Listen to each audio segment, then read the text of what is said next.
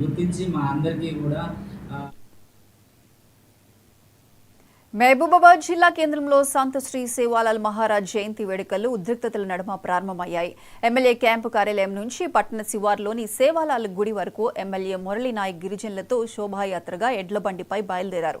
అదే సమయంలో మాజీ MLA Shankar Naik rally camp కార్యాలయం నుంచి గిరిజనులతో శోభాయాత్రగా బయలుదేరింది. పట్టణ పోలీస్ స్టేషన్ సమీపంలో రాగానే పోలీసు వాహనాలను అడ్డుకున్నారు.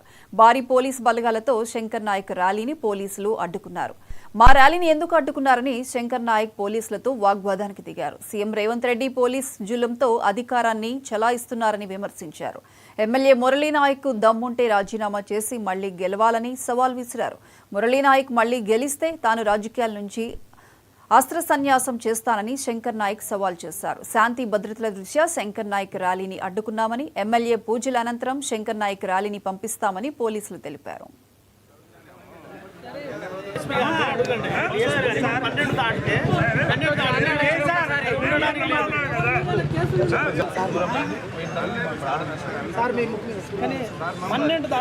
నైవేద్యం ఇవ్వడానికి ఉండదు.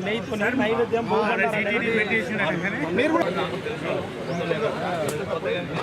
మరి ఇప్పుడు ఎందుకు మాకు మళ్ళీ వాళ్ళు ఎక్కడ ఉన్న వాళ్ళని ముందు పంపిరు, మేము ముందు పోతా అంటే మమ్మల్ని ఆపలేదు.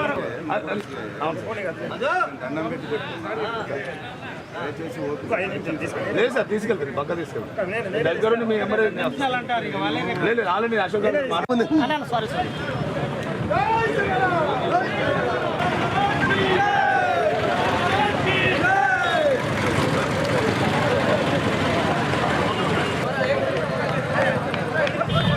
కోర్టులు అంటే గౌరవం ఉంది, జడ్జి అంటే గౌరవం ఉంది, మనుషులంటే గౌరవం ఉంది. మేము శాంతియుతంగా పోయేటోళ్ళని మనం అనవసరంగా మమ్మల్ని రెచ్చగొడుతున్నారు. ఇది పద్ధతి కాదు అని చెప్పేసి నేను ప్రభుత్వానికి హెచ్చరిస్తూ, స్థానిక ఎమ్మెల్యే ఎప్పుడైనా నేను 10 సంవత్సరాలు చేశాను, ఎప్పుడైనా ఇలా జరిగిందా మీకు కూడా పిలిపించాం, మీరు కూడా రాండి అని చెప్పి. మీ భార్య డాక్టర్ ఉమ గారు కూడా వచ్చారు. దీనికి నువ్వు 10 రేట్లు చెల్లించుకుంటావు మురళి, చాలా రెచ్చిపోతున్నావు. నీకు వెనకాల కాపలా ఉండదు పోలీసులు. ఈ 3 సంవత్సరాలు ఉంటావు కావచ్చు పదవిలో, లేకుంటే నీకు దమ్ము ధైర్యం ఉంటే నేను ఇలా సేవాలాల్ మహారాజ్ రోజు నేను సవాల్ విసురుతున్నా. నువ్వు మనిషివైతే, మీ పార్టీ కాంగ్రెస్ పార్టీ అయితే నువ్వు రాజీనామా చేసి ఇప్పుడు నిలబడు. నేను గెలవకుంటే నేను రాజకీయ సన్యాసం పుచ్చుకుంటాను. నువ్వు మళ్ళీ గెలిస్తే రాజీనామా చేయి, నేను ఓపెన్ ఛాలెంజ్ చేస్తున్నా.